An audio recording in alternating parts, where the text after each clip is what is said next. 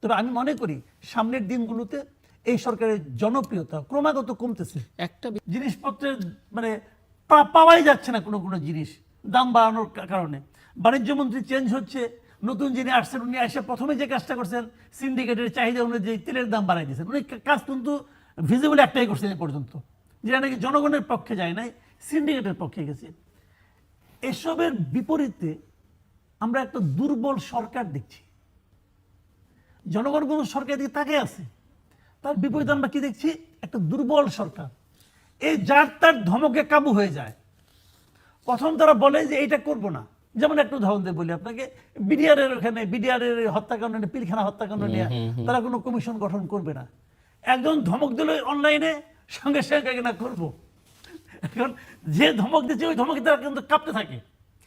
কিছু একটা বলে, ছাত্ররা এক ধমক দেয়, সঙ্গে সঙ্গে বলে হ্যাঁ হ্যাঁ আমরা চেঞ্জ করতেছি, এটা করতেছি, ওটা করতেছি।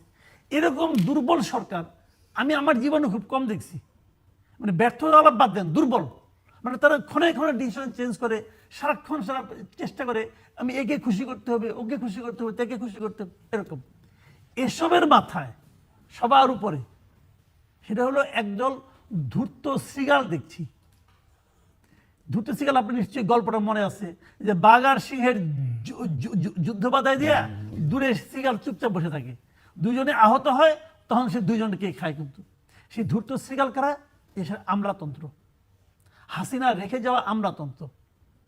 প্রতিটা কাজে তারা নিজেদের স্বার্থ আদায় করে নিচ্ছে। দেখেন, দেশের মানুষ কিন্তু খেতে পাচ্ছে না, দ্রব্যমূল্য বেড়ে যাচ্ছে, তার মধ্যে তারা মহার্ঘ ভাতা আদায় করে নিচ্ছে। মহার্ঘ ভাতা দিচ্ছে কাদের জন্য? সরকারি কর্মচারীর জন্য। বলতে পারে না যে বেসরকারি খাদ্য মহার্ঘ ভাতা লাগবে। দেশের সরকারি কর্মচারী বেশি নাকি বেসরকারি চাকরিজীবী বেশি? তারা কি করবে? আপনার টিসিবি লাইনে, যেটা কয়েকদিন আগে সোহরাব ভাই দেখলাম লিখলো, যে টিসিবি লাইনে যারা লাইন দিচ্ছে টিসিবি ট্রাকের পিছনে, তাদের ভাতা কে দিবে?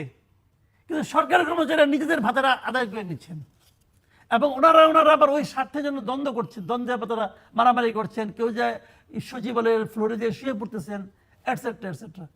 এবং এই কথাটা কিন্তু শুরুর দিকে আপনার এখানে আমি বলেছিলাম যে একটা গণ অভ্যুত্থানের সরকার কখনো একটা স্বৈরাচারী সরকারের আমলাতন্ত্র দিয়ে চলতে পারে না। এবং এরা তাই চালানোর চেষ্টা করতেছেন ক্রমাগত, এবং ক্রমাগত তাদের প্যাচে পড়ছে এই সরকার। কিন্তু এরকম একটা অবস্থায় আর কতদিন যাবে আমি জানি না। তখন কিন্তু তার দায় পুরো গভর্নমেন্টকে নিতে হবে। এখন আপনি এমন লোককে গভর্নমেন্টের পার্ট কেন বানাবেন যেটা কি তার অবস্থানটাই বুঝতে পারবে না? এই যে আমাদের এক উপদেষ্টা মাহফুজ আলম, সে একটা ডিফারেন্ট একটা ম্যাপ আঁকিয়ে দিল, ম্যাপ আঁকিয়ে দেখাইলো যে বাংলাদেশে তার স্বপ্নটা কি কি করতে হবে তাদেরকে। উনি যে ওই হিমালয় থেকে শুরু করে বঙ্গোপসাগর পর্যন্ত বিশাল বাংলার স্বপ্ন দেখেন, এদের মধ্যে উনি যাদেরকে একত্রিত করতে চান বলে বলেছেন, ত্রিপুরা, মণিপুর, ওরা কি বলেছে তাকে যে ভাই তোমার নেতা মানলাম? ডক্টর ইউনূস তাকে বলতে পারে মাস্টার মাইন্ড। ত্রিপুরা লোকজনকে বলছে ভাই তুমি মাস্টার মাইন্ড বলছে, নাকি মণিপুরের লোক বলছে? তো উনি যে সবাইকে বলেন, ওটা তো একটা ডিফারেন্ট স্টেট, একটা আলাদা রাষ্ট্র। সেই রাষ্ট্রের বিষয়ে উনি কথা বলতে পারেন? একটা সরকার, আমাদের সরকার একটা পার্ট বলতে পারেন? এবং ভয়ঙ্কর ব্যাপারটা আমি বলি আপনাকে, তোমার এত মানে অবাক লাগছে এই ঘটনাটা হওয়ার পর সে 2 ঘন্টা বাইরে উদ্ধার করে নিছে। এতে কি আসে যায়? কি চলে যায়? বরং আরো বেশি খারাপ হয়েছে এই কাজটা। এতে হয়েছে কি, সবাই যেটা আমাদের কপি, এটা নায়িকার কাছে, সবার কাছে আছে। ইন্টারেস্টিং হলো এই ঘটনার পর তার কোনো রিয়াকশন পাইছেন আপনি? বলতে আপনি সে সরি বলছে? সে বলে নাই, ভালো কথা। তার সহকর্মীরা দুঃখ প্রকাশ করছে? করে নাই। ডক্টর ইউনূস তাকে ওখান থেকে বাদ দিছে? বাদ দেয় নাই কেন? বাদ দেয় নাই কেন? তাকে তো রাখতেই হবে কেন? পিরিতটা কোথায়? দেশের থেকে সে গুরুত্বপূর্ণ? তারা তো নিয়োগ করতে, তারা নিয়োগ করতে, সে না নিয়োগ করতে পারে এমপ্লয়ি হয় কেমরা, নিয়োগ করে ছাত্ররা। ও তো এখন নাই, এখন ওই ছাত্র তাকেও নিয়োগ করছে। উনি মনে করেন হয়তো, এটা আমরা মনে করি না, উনি মনে করেন ওনাকে রাখছে এখন ওখানে, তার মানে কি উনি যা করেছেন তার দায় দায়িত্ব পুরো গভর্নমেন্ট নিয়েছে, নিয়ে বসে আছে। পারবে এই চাকরিতে? ইন্ডিয়ান গভর্নমেন্ট পররাষ্ট্র মন্ত্রণালয় দেখলাম কালকে বিবৃতি দিচ্ছে, এই বিবৃতির জবাব আমাদের দেশ কি দিবে? দিতে পারবে? দেখি কে কে কি বিবৃতি দেয়, কত বড় কূটনীতিক আছে, দেখি কি দেয়। কেন তাকে বহন করতে হবে? কেন তাকে যদি আপনি সঙ্গে সঙ্গে বাদ দিয়ে দিতেন তাহলে কিন্তু আপনার মুখ রক্ষার জায়গা থাকতো, তাকে রাখতে হবে আপনার। তো এই সমস্ত আনারি লোক, আমি ডক্টর ইউনূসকে কিন্তু রাষ্ট্র পরিচালনায় নিতান্ত আনারি মনে করি, নিতান্ত আনারি। উনি রাষ্ট্র পরিচালনা করার পরিচালনার যোগ্য নন। উনি ভালো মানুষ, মেবি উনি ভেরি গুড সোল, আমি অস্বীকার করি না, কিন্তু উনি রাষ্ট্র পরিচালনা, কূটনীতি যে জিনিসটা, এইটার উনি যোগ্য নন। থাকলে উনি এই মুহূর্তে ওনার বিরুদ্ধে ব্যবস্থা নিতেন। মাহফুজ আলম কেবল সরকারকে না, এই দেশকে, এই মানুষ এই দেশের জনগণকে একটা ঝুঁকির মুখে ঠেলে দিয়েছে। কেউ কিছু বলছে না, কেউ কিছু বলছে না, চুপ করে আছে। আমি তো আশা করেছিলাম যে ঘটনার পরে সঙ্গে সঙ্গে তার বিরুদ্ধে অ্যাকশন নেওয়া হবে। কেউ নিতে পারছে না, ভয় পায় তাকে ভয় পায়, সিম্পল ভয় পায় আমি মনে করি। তো এগুলো তো ঠিক না। ভয় পায় কেন? কি শক্তির উৎস? ওই যে বলছে যে সে তো আগে ধরে নিছে, ওরা আমার নিয়োগকর্তা, আপনি বলেন না নিয়োগকর্তার মাস্টার মাইন্ড, সে ভয় পায়। এই জন্যই তো বললাম ডক্টর ইউনূস যে একজন আনারই লোক, এই ঘটনা তার মাধ্যমে প্রমাণিত হয়েছে। উনি দেশ চালানোর কিছু বুঝেন না। উনি মনে করেছেন সবাই যেমন তাকে দেবতার মতো মানে এই করে সম্মান করে, ওদের এখানেও করবে। কিন্তু এখানে তার প্রত্যেকটা স্টেপ, নট অনলি স্টেপ, তার প্রত্যেকটা গেস্টার, প্রত্যেকটা চাহনিকে দেশের মানুষ বিচার করে। কাউন্টিং, প্রত্যেকটা মানুষ এই জিনিসগুলো বলবে, আপনি ডান দিকে তাকালেন কেন, বাম দিকে তাকালেন কেন, হাসলেন কেন। প্রত্যেকটা বাংলাদেশের মানুষ কতটা ক্রিটিক্যাল, আপনি শুনবেন একটা ঘটনা বলি আপনাকে, সিম্পল একটা ঘটনা। আজকে ফেসবুকে দেখলাম হাসান আরিফ সাহেব মারা গেছেন। এই মারা যাওয়ার ঘটনা ওখানে রিজওয়ানা হাসান বলতেছিলেন, ওনার মুখে একটু হাসির মতো একটা ভাব দেখা গেছে। সিম্পল, এটা মনে করেন সেকেন্ডের ভগ্নাংশ হবে। আমাকে 3-4 জন পাঠাইছে। একটা মানুষের মৃত্যু সংবাদের সময় মানুষ এভাবে হাসতে পারে? তারপরে তার সম্বন্ধে আনা কাহিনী, মানুষের থেকে সব আছে।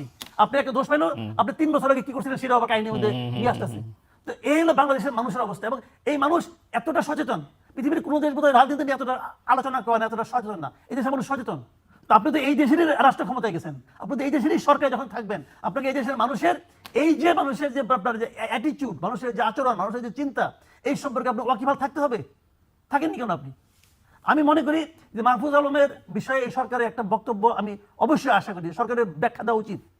হোয়েদার হি ওয়াজ রাইট, সে ঠিক বলেছে, ওটাকে আপনি স্ট্যান্ড করেন, ওটাকে আপনি ধারণ করেন, অথবা ঠিক বলেন নাই, যদি ঠিক না বলে থাকেন ওনার বিরুদ্ধে ব্যবস্থা নেওয়া। যে কিভাবে প্রত্যন্ত অঞ্চলে এই সমস্ত অভিযোগগুলোর হাত থেকে মুক্তি পেতে পারেন, এটা পারবেন না।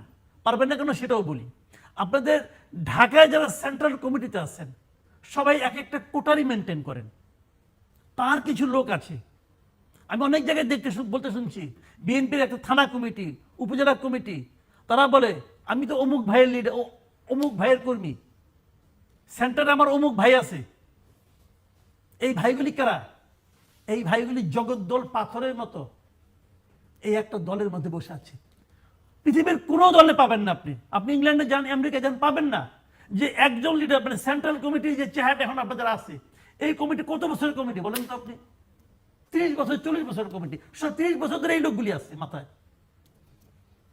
যখন 30 বছর ধরে এতগুলি এই লোকগুলি থাকে, একই লোক থাকে একটা সেন্ট্রাল দলকে নিয়ন্ত্রণ করার জন্য, সেই লোকগুলি কিন্তু আবার দলের মধ্যে দল বানিয়ে ফেলায়, যে কারণে আপনারা কিচ্ছু করতে পারবেন না। এই জিনিসগুলো আপনার নেতারা বুঝেন কিনা, মানেন কিনা, এটা বোঝার চেষ্টা করেন, নাইলে কিন্তু